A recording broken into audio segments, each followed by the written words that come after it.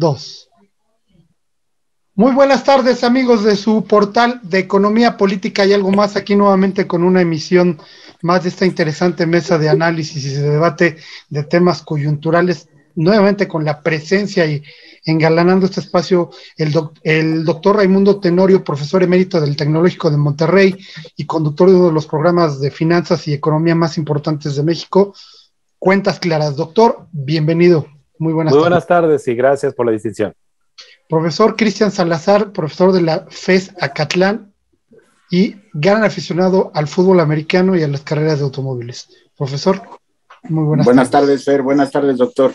Bienvenido. Buenas tardes. Pues dos temas también muy buenos, muy sabrosos, que uno como que pudiera parecer de alguna manera irrelevante, pero no es muy importante, como es el rencor en las redes sociales, que en las últimas semanas se ha incrementado ese mare magnum de hates, de twitters, de correos tan duros, tan difíciles, que está dividiendo un poquito a la juventud, principalmente a la sociedad. Y el otro, doctor, el gas del bienestar. ¿Qué tal les parecen los temas, doctor, profesor? Ya lo creo, sí, bastante interesantes. Desde luego, pues esperamos que también sean del interés de quienes nos ven y escuchan y se incorporen después de esta conversación a un after. Claro. Que vamos a estar estrenando, ya les avisaremos en un momentito más adelante. Profesor. Sí, bueno, yo también considero que los temas son muy relevantes. Inicio con el tema del rencor social. Y bueno, hemos visto, no solamente diría yo en las redes sociales, sino en general en la opinión pública, en el ámbito público, en las discusiones colectivas, hemos visto una serie de polarización que deriva precisamente de lo que yo describo como rencores. Y estos rencores pongo en la mesa a consideración del doctor, que se han producido principalmente, yo creo, por las desigualdades económicas, el nivel de pobreza, el nivel de acceso que tienen las personas a ciertos satisfactores y sobre todo la desigualdad, no solamente en términos económicos, sino la desigualdad en términos de acceso a la justicia, de acceso a programas sociales, de acceso a educación. Toda esta desigualdad pues nos ha llevado a un enfrentamiento. Y nuestra historia también es producto, digamos, de rencores. El que los políticos, empezando por el presidente de la República, todavía regresen a la conquista y soliciten un perdón y pues se genera este tipo de como de trauma que decía el Premio Nobel de la Paz, Octavio Paz, este trauma fundacional de nuestra orfandad como origen de nuestra nación, pues vuelve a estar presente y yo creo que ha alcanzado niveles preocupantes en los últimos tiempos. Se reduce a esta situación de chairos y fifís que causa mucha pues burla, causa mucha sátira, pero en el fondo del asunto yo lo estoy viendo como algo serio, porque basta ver cómo cualquier persona que emprende algún negocio, algún proyecto, y lo pone a consideración de la opinión pública en redes sociales, es motivo de ataques, odio y de enfrentamiento. Yo le decía y le comentaba al doctor Raimundo que si esto tenía que ver o tenía algún impacto de manera científica, tenía alguna correlación con el desarrollo y la calidad de vida de las personas. Y por qué no decirlo, también con el propio desarrollo económico. Yo proponía alguna hipótesis para abordar en los sentidos. A mayor rencor social, menor desarrollo, o mayor desarrollo, lo que sea, pero lo que es Lo que es evidente es que en estos últimos tiempos debatir se ha convertido en insultar, no en debatir, no en reflexionar. Es muy difícil encontrar espacios de reflexión, porque lo que hay son espacios de enfrentamiento y de insultos. Y esto yo creo que sí hay que meditarlo y replantearlo hacia el futuro.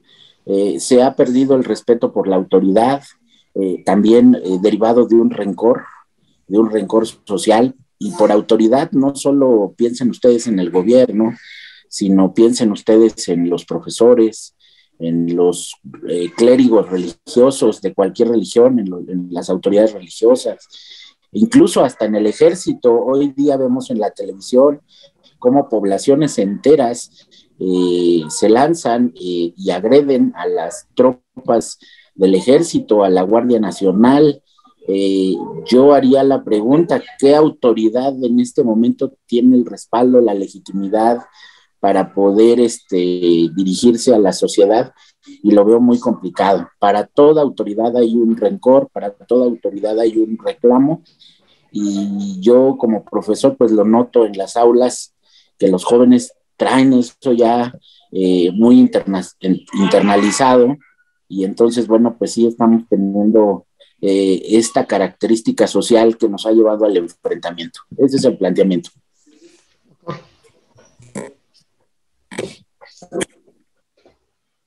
Doctor, adelante. Sí, bueno, profesor Cristian, ingeniero Avendaño y quienes nos ven y escuchan, definir el rencor social es bastante complicado porque tiene una composición evidentemente puede tener sus raíces incluso de interpretación en el odio, en el miedo, en la envidia. Es decir, es complicado definir la palabra rencor fuera de lo que diga un diccionario. Y además, al vincularlo con la palabra social, estamos hablando de la colectividad. Entonces, no estamos hablando de un rencor o de una pasión personal, sino grupal. Es decir, que en la colectividad se genera y prolifera esta repetición justamente de el rencor, ¿de acuerdo? Que, repito, puede tener estas connotaciones que acabamos de definir. Bien hizo el profesor Cristian cuando empieza, obviamente, a poner en términos de estas viñetas con respecto a lo que puede concatenar la composición del rencor social, la desigualdad. La desigualdad, obviamente, proviene de condiciones diferentes entre grupos diferentes. Es decir, sí, no solamente la desigualdad es cuestión de género, hombres y mujeres, o la desigualdad es cuestión de grados académicos, ¿de acuerdo? En quien no tiene, en quien es analfabeto y en quien no lo es. No, no, no. Aquí me hizo favor, bueno, pues el profesor Cristian, de que acotemos esta cuestión de la desigualdad, que es el germen del rencor social actual que podemos percibir, por lo que puede ser la desigualdad del nivel de desarrollo.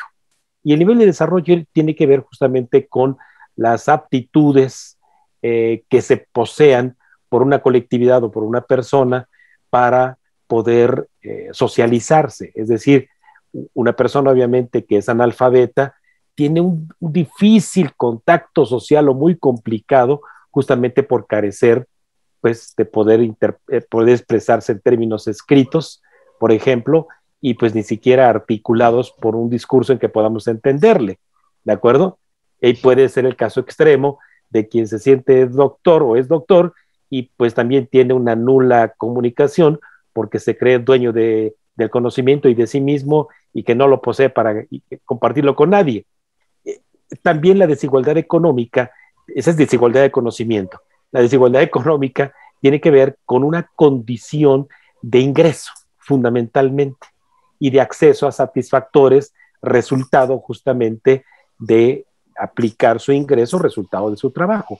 Aún en los países comunistas hay desigualdad económica, porque siempre hay una élite, ¿de acuerdo?, que está en el poder, que tiene bienes económicos para su bienestar mayores que los que tiene la base de la pirámide, repito, aún en países comunistas donde se supone que se debe promover la igualdad social. Entonces, también aquí esto nos lleva a un acercamiento a poder definir dónde se encuentra el rencor social en la diferencia de clases, ¿de acuerdo? Y es una diferencia de clases histórica, es dialéctica, es decir, siempre ha ocurrido desde, obviamente, el comunismo primitivo hasta lo que fue, obviamente, el latifundismo, lo que fue, obviamente, en la época medieval, ¿verdad? En donde los reyes, los siervos, etcétera, y aún hoy en la modernidad tenemos las diferencias de clases, y fundamentalmente es por el acceso al conocimiento y por la generación de ingreso, ¿de acuerdo? Dejemos un lado en este momento ahorita lo que también se ha denominado la clase política, que aún donde hay ignorantes, incluso sin educación básica, bueno, pues están ahí, están en una clase política que tiene poder, pero las clases sociales, obviamente ahí están, y esta condición de diferencias, resultado de el acceso al conocimiento y la vía para poder acceder al ingreso, pues obviamente va creando justamente en este proceso dialéctico la condición de desigualdad y ya el llegado en el caso extremo en términos económicos, la concentración del ingreso. Por eso entonces es que en nuestro lenguaje hubo una apropiación de la palabra ricos y de la palabra pobres, o bien puede ser en el comunismo, quienes promueven el comunismo, de los burgueses y de los proletarios. O sea, a final de cuentas es esta dialéctica de clases sociales en donde la lucha, ¿por qué es? O sea, a final de cuentas, ¿por qué hay lucha de clases? Porque alguien promueve justamente, basado en la emancipación de su condición, esta lucha de clases. Incluso ustedes podrán ver aquí en mi biblioteca, ¿verdad? Por aquí tengo al señor Carlos Marx, ¿no? Que entre otras cosas, bueno, pues lo que hizo fue definir la economía política en un sistema capitalista de explotación, donde el burgués, ¿verdad?, propietario de los medios de producción, explota a los obreros, a los trabajadores o a los campesinos y se apropia de la plusvalía.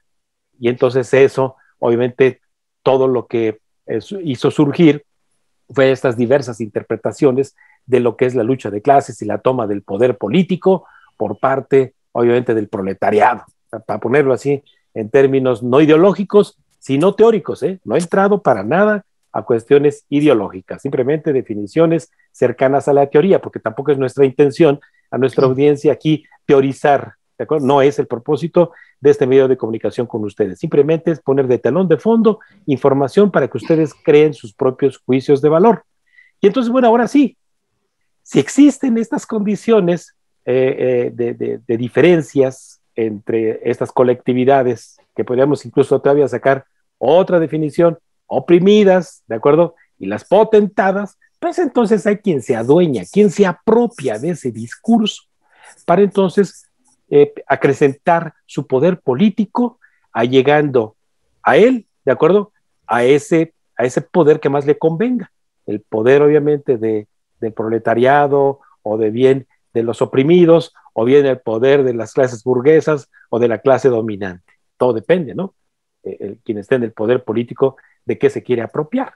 Y entonces, bueno, pues lo que tenemos ya para abordar ahora sí el asunto y el debate concreto es, pues tenemos hoy en día en nuestro país un líder político que está en la presidencia, que se ha apropiado de un discurso, de acuerdo, que enamora y que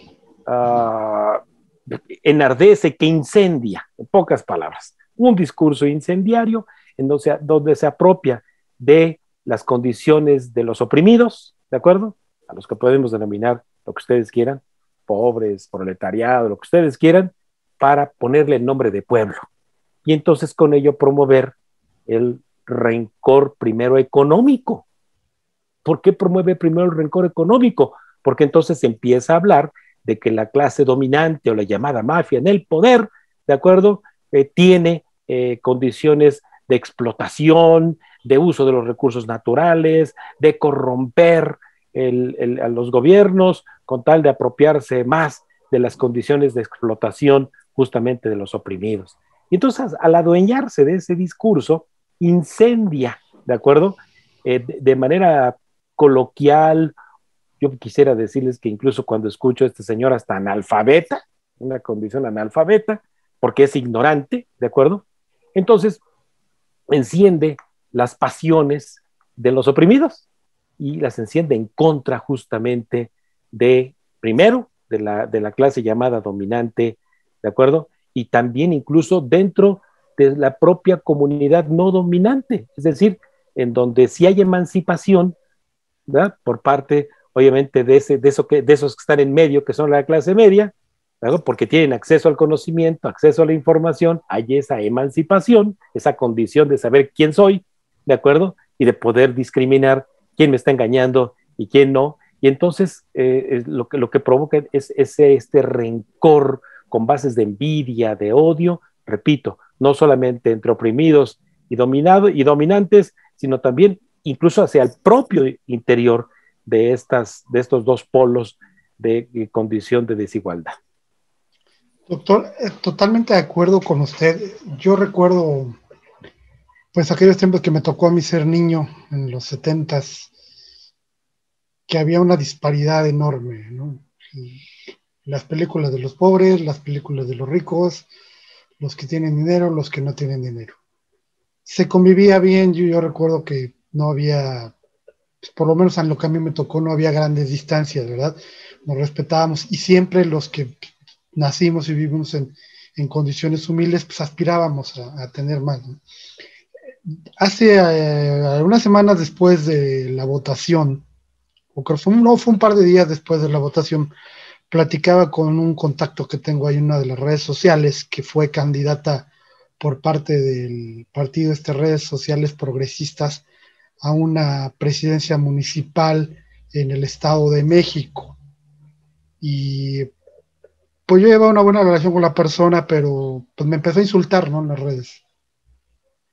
Que por qué yo estaba en mi posición de privilegio, podía yo decir lo que decía, ¿verdad?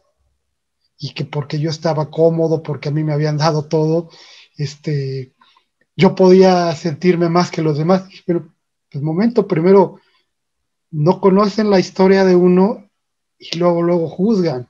Y aquí viene lo que usted dice, doctor, ¿no? Ese discurso incendiario promovido por el señor que trabaja ahí en el Zócalo, pues ha hecho que, como también bien dice el profesor Cristian, ¿no? Montamos alguna idea, ponemos algo y está todo el mundo encima de nosotros en las redes. Yo participo en algunos foros de diseño gráfico, de soporte técnico, que es mi área de profesional, en el cual damos muchos consejos, ¿verdad? Pero siempre viene la persona malintencionada a decir, es que te quieres creer mucho. Pues no, estamos para apoyar, es un momento difícil por el que estamos y con nada tenemos tranquila a la gente. Profesor, doctor, ¿cómo ven esta situación? Sí, yo creo, y lo pongo en la mesa para la reflexión, que la actitud, digamos, o las actitudes, los comportamientos del presidente de la República son una consecuencia del sentir social. Me voy a arriesgar a dar esa afirmación. Porque el presidente no es un individuo que viva aislado o que salió de repente ahí de la nada. Él es producto, como todos nosotros, de la sociedad en que vivimos y de las relaciones que hay al interior de la misma. Y yo sí noto que eso es lo que es preocupante. Si eso le llegó a pasar al presidente, quiere decir que nosotros también al mismo tiempo estamos expuestos a que de alguna manera también estemos recogiendo o estemos internalizando esos rencores, que yo le llamo rencores sociales, y que actuemos de esa misma manera. Entonces, partiendo de esa premisa, lo que yo quiero destacar es la frustración que de alguna manera como ciudadano y persona me genera el ver la imposibilidad de construir relaciones armónicas, iba a decir constructivas, pero le bajo tantito el nivel, mejor armónicas, es decir, donde existan problemas que si bien no se van a resolver, porque los problemas no terminan de resolverse nunca, y además las resoluciones de esos mismos problemas no necesariamente nos dejan contentos a todos, ese ser armónico, aceptar finalmente lo que hay y lo que existe, Estas relaciones armónicas no se han podido construir porque no existen valores de solidaridad, del respeto, de la tolerancia, de la apertura, de la escucha, del reconocimiento, de la generosidad. Más bien hay lo contrario, donde nos perdimos, donde nos extraviamos, donde nos confrontamos tanto. Dicho de otra manera y haciendo una pregunta más concreta, ¿cuál es nuestro verdadero dolor? Si lo reducimos simplemente a las variables económicas y empezamos a ver los datos de ingreso, de salario, de incluso nivel de vida de las personas, pues sí, evidentemente existe una desigualdad, pero yo no estoy de acuerdo en señalar que todos los que tienen un buen nivel de vida se dio a consecuencia del abuso, la explotación de los que no tienen. Comprendo perfectamente lo que señaló el doctor, que es muy importante, y él citó a Marx y explicó la diferencia de clases, y efectivamente, unos tendrán capital y dinero para acceder a diferentes formas de generar la riqueza, y otros tendremos solamente nuestra fuerza de trabajo para generarla, y bueno, pero a partir de ahí, y entendiendo cómo funciona el capitalismo, no solo es culpa del capitalismo, ni es el abuso a través del capitalismo que produce el rencor. Yo sí creo que como sociedad, y lo digo en términos generales, tenemos ciertos traumas, por eso cité la obra de Octavio Paz, El laberinto de la soledad, cito otra obra, la de Roger Bartra, La jaula de la melancolía, donde no terminamos de superar ciertas cuestiones generales y sociales que nos permitan crear estos lazos de solidaridad. Por ejemplo, y lo pongo a debate también, la historia, nuestra historia, la historia de México, está mal contada, pero nadie lo puede decir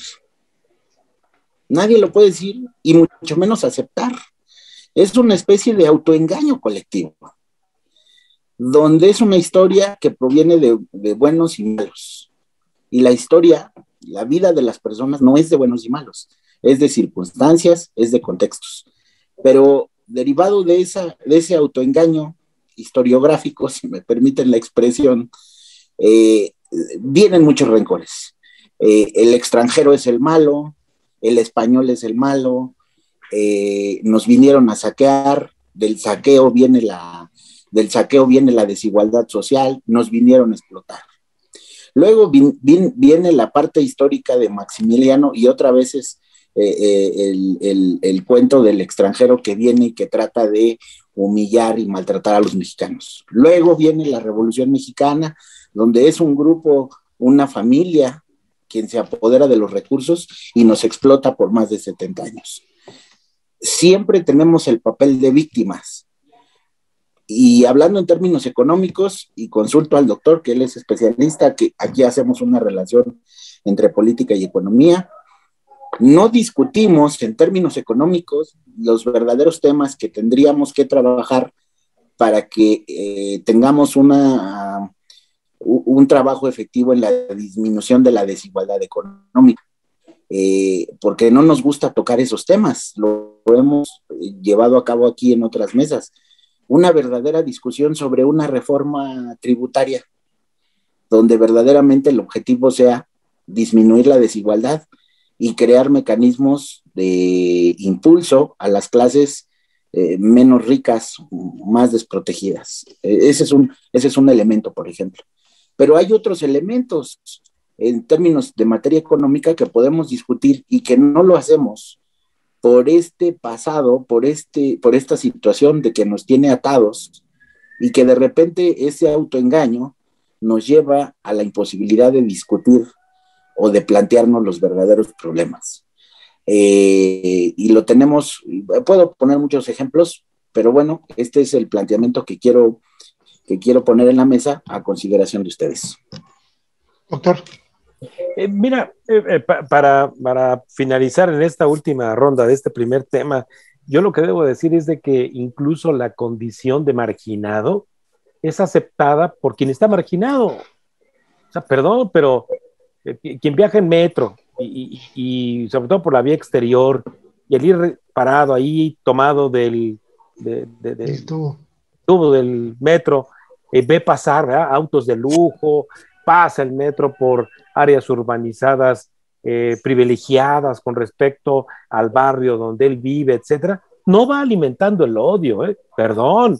Yo he viajado en metro, viajé muchos años en metro. Así es. Tuve esos baños de pueblo de los que muchos se hablan y provengo incluso de esa clase marginada. Jamás alientas el odio por ello, ni el rencor. Y no porque no quieras, pues, sino porque te emancipas de esa condición, pero generas algo muy valioso, la aspiración de que con la cultura del esfuerzo, del estudio, del conocimiento, te vas a abrir camino para generar oportunidades que procuren un mejor bienestar para ti y tu familia en las generaciones por venir. Yo estoy totalmente en desacuerdo con algunos estudiosos, sociólogos y antropólogos cuando les he leído, y muy renombrados, que dicen, es que un pobre, así nació pobre y así se va a quedar, y van a tardar 20 o 30 años para que salga de esa condición y así va a morir. No, perdón. Entonces, doctor, me permite compartir algo.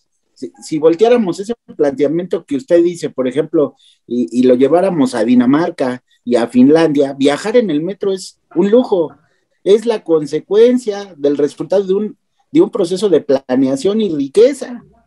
Y aquí lo tomamos al revés. Esas son las cosas que no entiendo y que me llevan a la... Pero espérame, aquí no, lo tomamos al revés, alimentados ¿por qué? ¿Y por quién? Así es.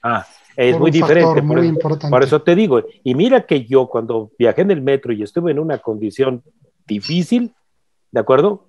Había políticos que alentaban esa condición de rencor, pero no en la condición que hoy lo hace este hombre. O sea, no, perdón. Había líderes sociales, porque cuando yo estudié, pues ahí lo tienen, ¿verdad? Yo no admiro al señor Marx, pero me hicieron leer a condición de amor al estudio, a este señor y otros, ¿verdad? Pero supe en su momento diferenciar lo que son las aspiraciones a tener bienestar, no riqueza. La condición de riqueza también se puede lograr con la cultura del esfuerzo. ¿Por qué no asociarme con don Fernando y con don Cristian para emprender un pequeño negocio? Y ahí voy. No lo emprendemos para regalar nuestro dinero ni para perderlo.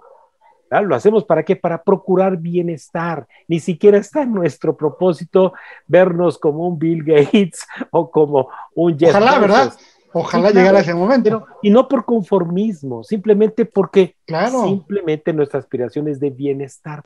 Entonces, cuando eso ocurre, la sociedad puede convivir muy bien, ¿de acuerdo? Pero cuando tienes a alguien en el poder político, ¿verdad?, que incendia con discursos de odio hacia los medios, hacia el descrédito a las personas en sus bienes, en la forma en que generaron su patrimonio, a las instituciones, no, entonces sí nos carga el payaso, porque lo que está haciendo es incendiar y promover una conciencia de clase en donde cultive el rencor social.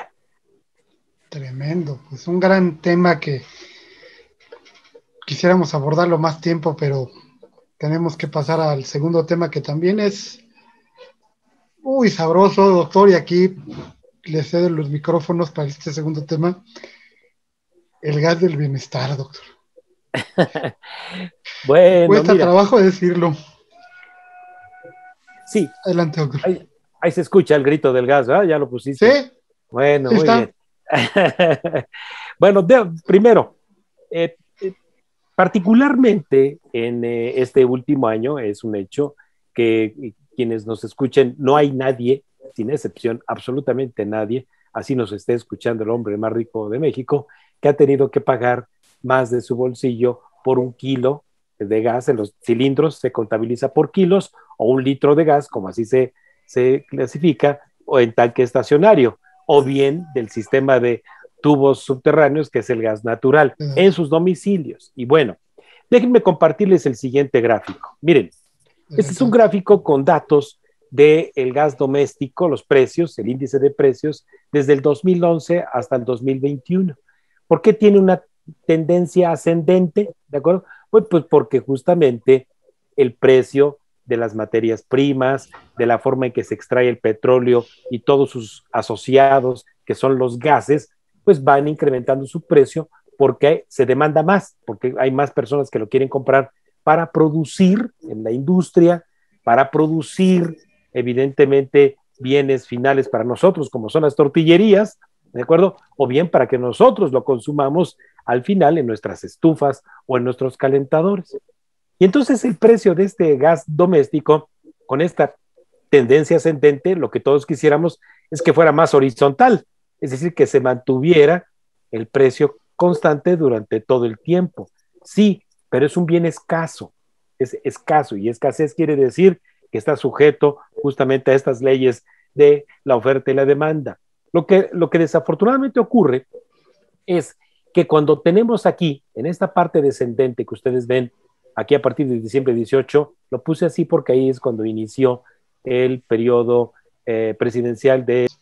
Muy bien, y entonces, como yo mencionaba a ustedes, y para referirme en específico a lo que ha sido este periodo presidencial de Andrés Manuel, bueno, pues lo que tenemos es que el precio que teníamos nosotros en diciembre del 2018, pues está muy por debajo. Aquí no tiene pesos y centavos, precisamente para no, lo puse en términos de un índice de precios que ya explicamos, por cierto, ¿se acuerdan ustedes? En otra sesión. Lo que sí es cierto es que hay una gran diferencia aquí, hay un 30% de incremento en 2 años y medio. ¿Por qué razón? Bueno, pues quiero decirles a ustedes que justamente por un fenómeno de demanda y de oferta. Aquí ven ustedes en esta línea descendente, a partir de febrero del 2019, que cae el precio del gas doméstico. ¿Por qué? Porque hubo menos oferta de gas. Se suspendió incluso la producción de petróleo, se redujo sustancialmente. ¿Por qué? Bueno, porque hubo menos consumo industrial del petróleo para convertirlo en petroquímica, por ejemplo, para convertirlo en insumos como el combustóleo, como el carbón, etcétera. Y bueno, entonces lo que tenemos nosotros, pues aquí fue una baja de precio. Y ahora, justamente a partir de febrero del 2020, perdón, de junio del 2020, que se reabrió la economía, pues empezamos a tener incrementos. Pero aquí hay algo muy importante y de lo que poco se ha hablado. Como el gas viene asociado con la extracción del petróleo, el gas que sale de ahí es un gas que no se puede quemar más que ahí saliendo de los pozos en su condición natural. Pero entonces lo que hace es que se transforma ese gas en propano, es decir, en partículas, en moléculas más pequeñas, para que pueda ser llevado a la industria y a nuestros hogares. Entonces se empezó a incrementar el precio del gas a nivel mundial porque China empezó a consumir más gas propano. El mayor productor de gas propano en el mundo son los Estados Unidos. Y Estados Unidos le exportan mucho gas propano a China. No es autosuficiente China en gas propano. Solamente que los chinos no utilizan el gas propano para quemarlo en las estufas o en los calentadores de gas como nosotros. Lo utilizan para la petroquímica, en productos petroquímicos, ¿verdad? Como son muchos de los derivados para producir fertilizantes, artículos de plástico, etcétera. Bueno, esa sobredemanda de China y además también la propia de Estados Unidos y la reapertura industrial que hubo, hizo que los precios empezaran a incrementar.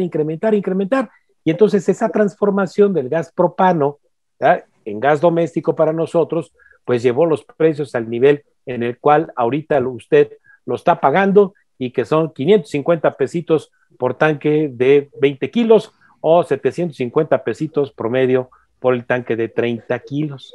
Y entonces, bueno, pues un fenómeno, una lectura correcta de lo que está ocurriendo, me parece que es la que acabamos de hacer, ver el comportamiento de precios, qué lo está provocando y dónde va a parar. Pues obviamente, si el precio del petróleo sigue creciendo, va a seguir creciendo el precio de sus derivados, punto. Pero, ¿qué puede estabilizar ya los precios del petróleo. Pues que, por ejemplo, la Organización de Países Exportadores de Petróleo se pongan de acuerdo para las cuotas de producción mundial y ya se estabilice el precio ahí en el nivel justamente en el que está de 70 a 75 dólares. He leído los informes de la Agencia Internacional de Energía y créanme, puedo yo asegurarles que ya se va a estabilizar ahí. Y estabilizar quiere decir que ya no va a aumentar más, ¿de acuerdo? Pero entonces lo que tenemos es que como Andrés Manuel prometió, chingao, que no iban a subir los precios de las gasolinas y que no permitiría que subiría el gas doméstico, ya me hicieron quedar mal. Ay, caray, perdón, ¿ya? Pero así no es como se gobierna un país, ¿verdad? En base a la figura personal. Cuando ustedes escuchan que alguien dice, yo gobierno haciendo a un lado mis intereses personales, papá, primero entonces ponte a decir por qué dices que estás quedando mal, ¿de acuerdo? Es un interés personal el no quedar mal.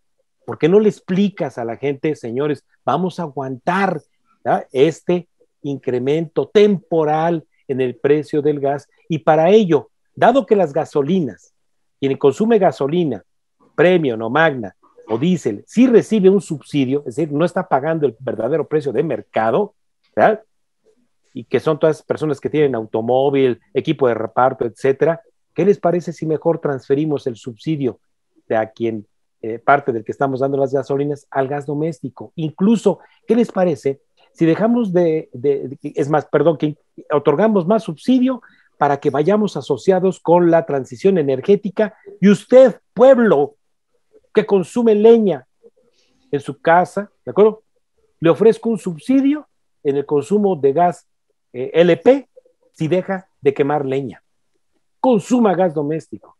Pero además, si sumamos a eso, que la Comisión Federal de Competencia Económica, en lo que va de este año, de 2021, hizo 2 estudios para evaluar el nivel de competencia en el mercado de distribución de gas. Lo que hizo fue sugerir incluso a la Comisión Nacional de Energía que ya entren a revisar las condiciones de competencia que se están dando en el ofrecimiento de gas doméstico. Los que nos ofrecen el gas doméstico en nuestros barrios y en toda la ciudad tienen desde 1930 ofreciendo gas como empresas privadas. ¿Se cuentan por muchas? Sí, pero también se cuentan por poquitas. Y las que dominan el mercado son las poquitas. ¿Pero por qué lo dominan? ¿Por tranzas? ¿Por gandallas? No, porque están integrados. El 76% del gas que consumimos hoy en México es de importación, ¿de acuerdo? Petróleos Mexicanos produce para el mercado doméstico solamente el 16% adicional de gas. Entonces, las empresas integradas es porque es una sola empresa la que puede importar, tiene grandes tanques de almacenamiento, tiene equipo de reparto, ¿verdad?, para llevarlos hasta los domicilios. Eso es una empresa integrada. Y hay muchísimos otros que compran el gas a Petróleos Mexicanos, que compran el gas a estos que están integrados y lo distribuyen al menudeo también en los barrios donde se consume el cilindro. Entonces, hay una mala lectura del problema, porque además la solución no es entrar como otro competidor. Eso. Además, si Petróleos Mexicanos solamente produce el 16% del gas para ese mercado de gas propano, del gas LP, ¿qué carambas va a ser una empresa que podría tener solamente el 16% del mercado? No va a ofrecer con ello condiciones de competencia. Al contrario, si salen y gritan los de la Guardia Nacional o a quien ponga a repartir el gas y se ponen a repartir los cilindros a un 10 o un 20% más barato, lo que va a provocar, ¿de acuerdo?, es que la gente se enoje incluso contra el gobierno porque no van a alcanzar los tanques de gas que vende a Petróleos Mexicanos porque solamente representa el 16% del mercado. Perdón, no me estoy riendo de burla, me estoy riendo por obviedad, ¿de acuerdo? Entonces, hay una mala lectura del problema, un error en el diagnóstico y una decisión visceral en ello. Y nos puede cargar el payaso con 11,000 millones de pesos que habría que invertir en equipo de reparto, en personas que sean contratadas para repartir el gas a domicilio y como toda la ahorita estructura de la empresa. entonces, caray, son decisiones precipitadas para lavarse la cara de que él prometió que no se iba a incrementar el precio del gas. Por favor, aquí no es por cuestiones personales, póngase a estudiar, siéntese con el secretario de Hacienda a revisar si se puede subsidiar o no focalizadamente a quienes más lo necesiten. Perdón. No, no se preocupe, doctor, y creo que hasta le alabo su paciencia y su temple de no decir lo que se merece, señor. Profesor. Sí. No, a mí lo que me preocupa de lo que acabo de escuchar del doctor, que se le ocurriera a la administración no quedarse solamente con ese 17%, doctor, sino que compren más gas a precio caro y lo vendan más barato y genere más deuda y más encono, por lo que usted ha dicho que es una mala lectura del mercado. Yo creo que el problema deriva de lo siguiente. Se sustituyó en este gobierno el concepto de desarrollo social por el concepto de bienestar. Yo no sé si conceptualmente está bien la sustitución o sea equiparable el término desarrollo social con bienestar, o sean cosas diferentes, en fin, como decía el doctor, no venimos aquí a teorizar. Pero ¿qué entiendo lo que quiso hacer este gobierno? Quiso cambiar un poco el modelo económico y de alguna manera copiar o imitar o tratar de construir un estado de bienestar al estilo escandinavo. Pero perdón que nada más que te interrumpa tantito. ¿Querer cambiar qué? ¿Regresando al pasado? ¿A un gobierno estatista? Así es que... ¿Lo que tanto criticó? Es que de ahí viene, es que doctor, de ahí viene la mala lectura. Porque ese estado de bienestar que tienen los escandinavos les ha llevado mucho tiempo construirlo y tiene lecturas acertadas, como dice usted. Entre ellas, una buena base tributaria para dar ese tipo de servicios y para dar ese tipo de satisfactores, pues evidentemente el Estado tiene que tener un ingreso mucho mayor, pero aquí no estamos dispuestos, y me refiero al gobierno, en aumentar esa recaudación para sufragar lo que se necesita. Es decir, otro autoengaño, doctor. Aquí vivimos en este país de autoengaños, por eso hablaba del rencor. Es decir, así como vamos, y usted lo sabe bien porque lo acaba de explicar maravillosamente, no va a haber, no nos alcanzan ya los recursos, ya es insuficiente. Si no partimos de ahí, todo lo demás se viene abajo, todo el análisis empieza digamos, a no ser consistente porque no partimos de ese principio. Si el gobierno tiene que dar satisfactores, tiene que cobrar por ellos, nos guste o no nos guste. Un gobierno cuesta dinero. Segundo, todo este estado de bienestar escandinavo está sobre la base del capitalismo, no del estatismo. O sea, volvemos a las mismas variables. Y como usted lo dijo maravillosamente, no es controlando los precios, no es poniendo otro competidor que no sirve para nada, porque no está de manera contundente incidiendo en la venta del insumo, que en este caso es el gas, sino que al contrario lo va a distorsionar y va a dejar más problemas para el gobierno. Entonces, yo lo que veo ahí es efectivamente una mala instrumentación de esta imitación o de esta copia que están queriendo hacer de algunos instrumentos del estado de bienestar. Se están equivocando el camino. Dos, doctor, no puede haber, digamos, ¿cómo decirlo? Un ataque al precio del gas si nosotros no tenemos en paralelo otros instrumentos, otras estrategias para tener energías alternativas. Que eso ayudarían a reducir la demanda de gas y por ende la disminución del precio. Pero esto tendría que ver con cómo producimos la electricidad, cómo producimos el petróleo, cómo producimos otras energías que nos permitan precisamente a través de nuevas tecnologías utilizar o diversificar otro tipo de insumos. Entonces creo que a mí lo que me desespera es que es gente que lo entiende. Yo espero que ahora Rogelio de la O, Ramírez, perdón, ¿sí es Ramírez, doctor? Sí, Ramírez de la O. Rogelio Ramírez de la O, yo entiendo que sí sabe lo que estamos diciendo y señalando, y yo espero que se lo diga y que enfrente al presidente. De lo contrario, nos estamos autoengañando. Y además, fíjese, doctor, que esta posición del presidente la he visto repetida en otros casos. En Argentina está haciendo lo mismo el presidente Alberto Fernández. Pues estás hablando de dos demagogos. Sí, y lo que ha parado, hubo amenazas en Argentina de que las líneas aéreas iban a parar. De hecho, disminuyeron los vuelos a Argentina por las medidas estúpidas que pusieron en las cuestiones de aviación. Estaban las empresas también a punto de irse de Argentina porque no se entiende esto que estamos hablando y que usted explicó de manera maravillosa. Dos, ya lo vimos en Venezuela. O sea, no es con la intervención del gobierno en la economía cómo se van a resolver los problemas.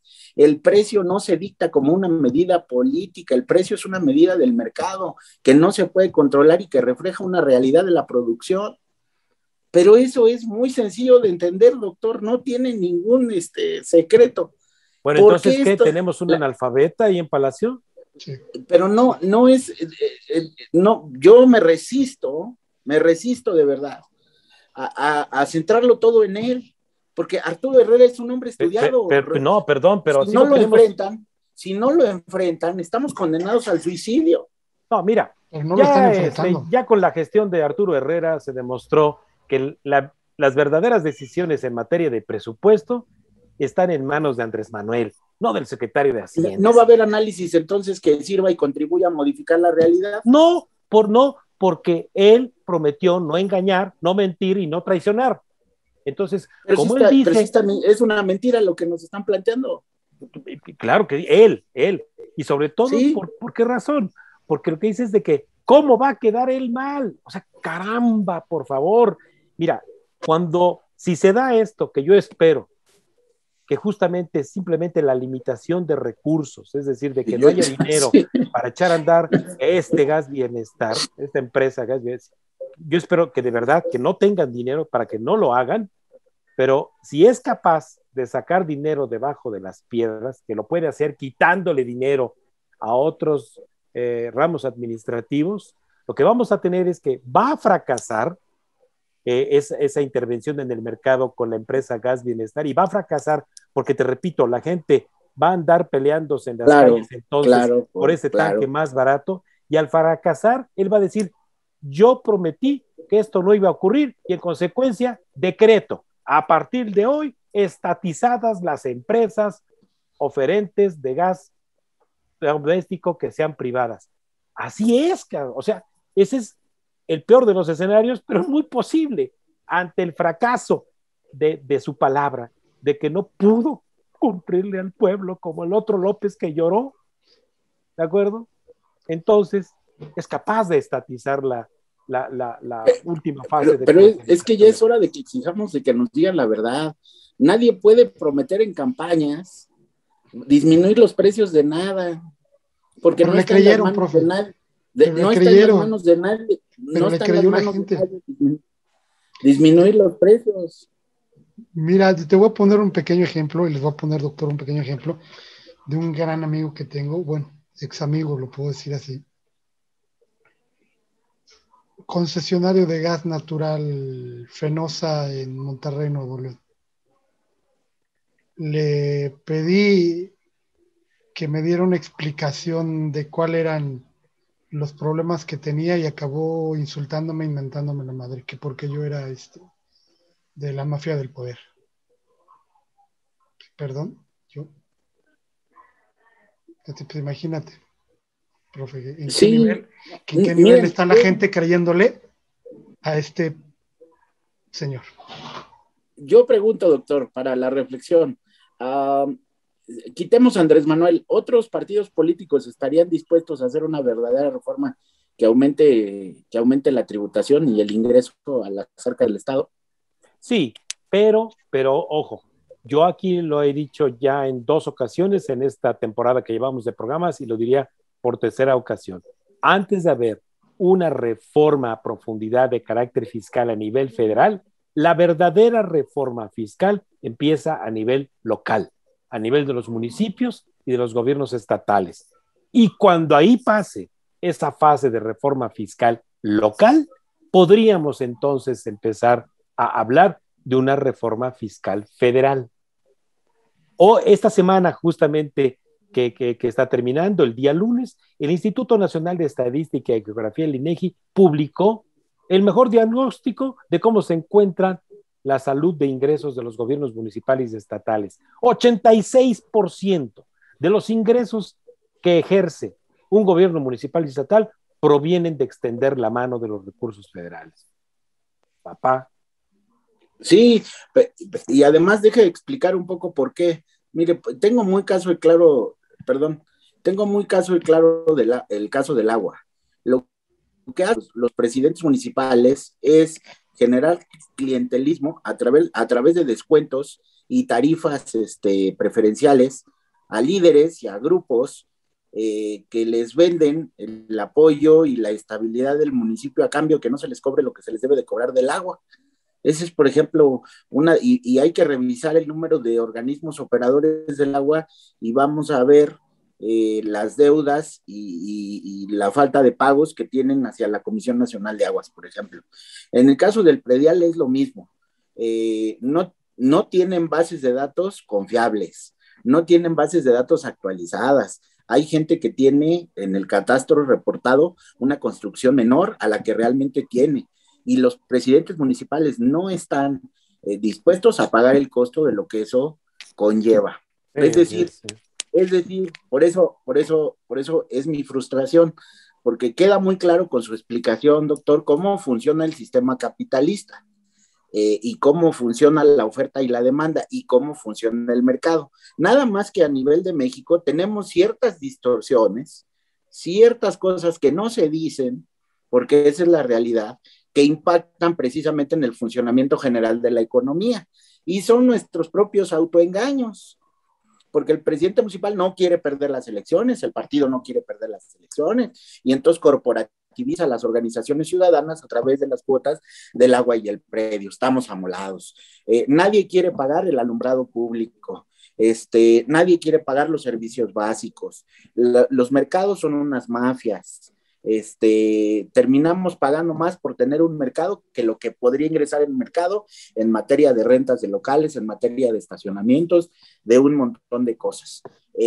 A nivel Estado, doctor, yo no sé qué hace un Estado, en qué invierte la lana. Dicen que los sistemas de salud, pues esta pandemia nos ha mostrado la ineficacia y operancia de los sistemas de salud estatales.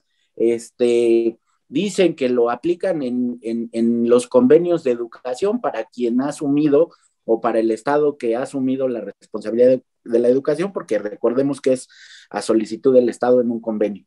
Es deplorable el tema de la educación, porque lo que hay son movimientos sindicales que presionan y agarran de los capítulos 1000, que son los pagos de los profesores, y se llevan la lana a través de las huelgas y de los paros, y por eso tenemos instituciones educativas de todos los niveles quebrados.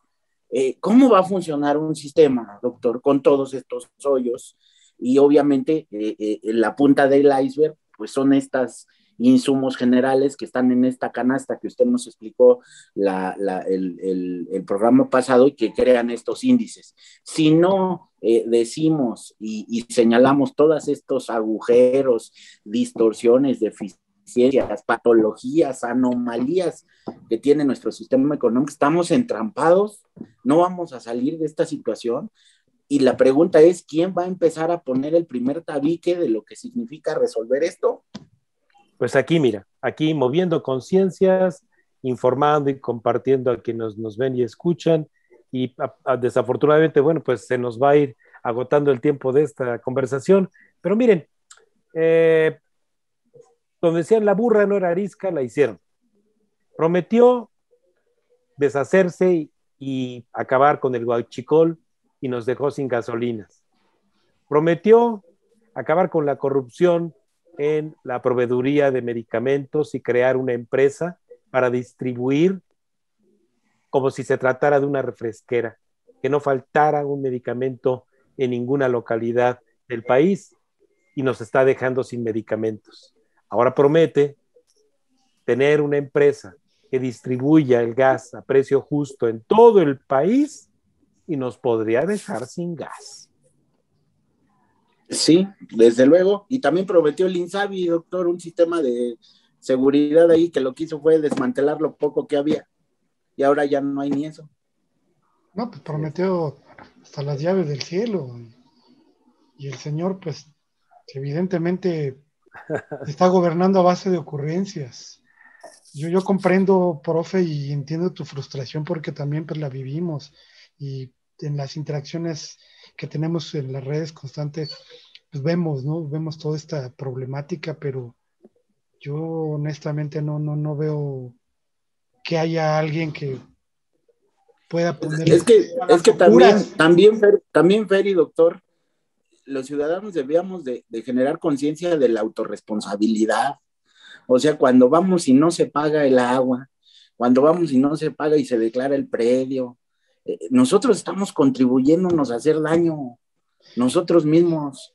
Cuando no cumplimos una obligación tributaria, es esa parte la que me tiene un poco conflictuado.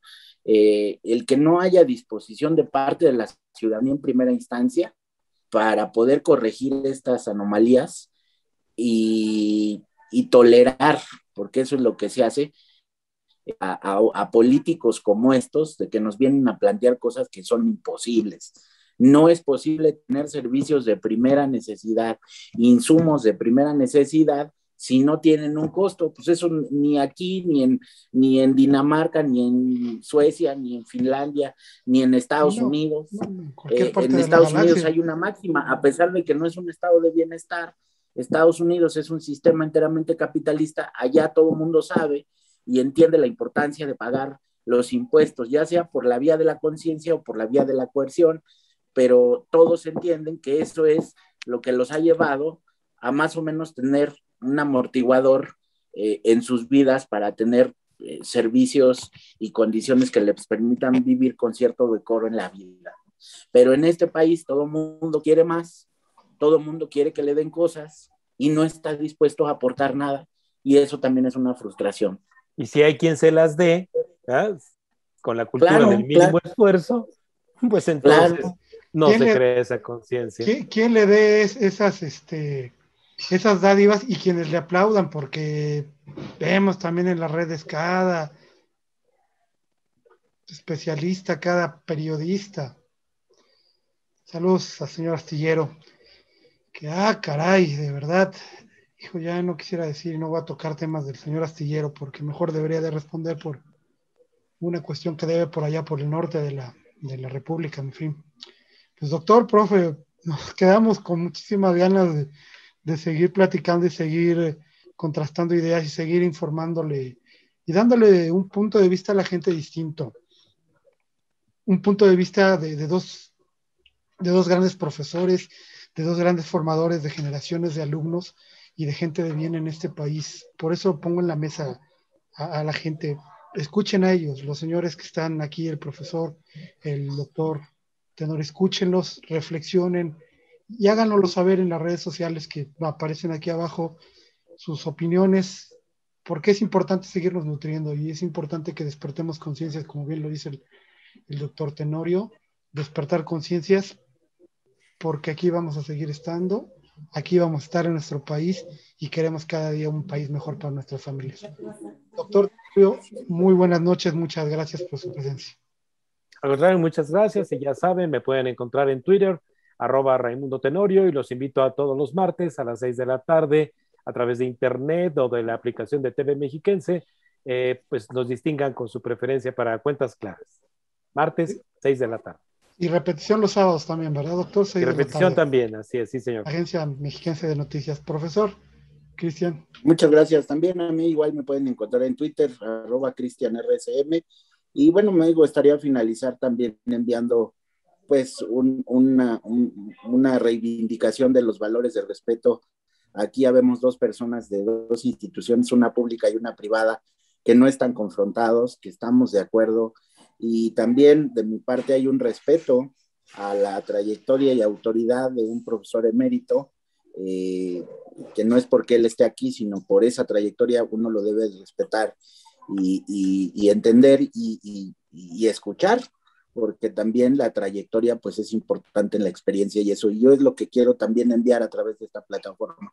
El respeto y la concordia, podemos tener diferencias, pero hay, y debemos de admirar también a la gente que ha tenido logros y que vive bien, debemos aspirar, pero también admirar.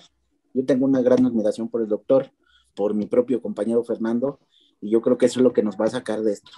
Pues muchas gracias, profe. Sí. Y yo también pues, participo, tengo la oportunidad de prestar mis servicios para otra universidad pequeñita que también pues, hace ese esfuerzo y genera también pues muchas plazas de trabajo, mucha gente que está estudiando que no tiene la oportunidad de acceder a una universidad pública como el TEC privada como el TEC de Monterrey, pública como la UNAM y la UIN. Pues, es una parte importante también en la educación en este país y reitero mi admiración por ustedes y es un privilegio para su servidor compartir las cámaras y micrófonos.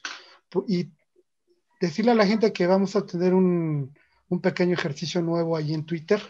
Estaremos ya contactándolos, haciéndolos saber por nuestras redes para que después de nuestros programas continuemos un poquito los debates y estos temas en la parte de Twitter. Pues muy buenas noches por su presencia. Bienvenidos. Doctor, muy buen viaje. Gracias, muy buenas noches. Sales a la familia. Hasta buenas el noches. Próximo programa. Salud. Pues muy bueno, doctor. Excelente.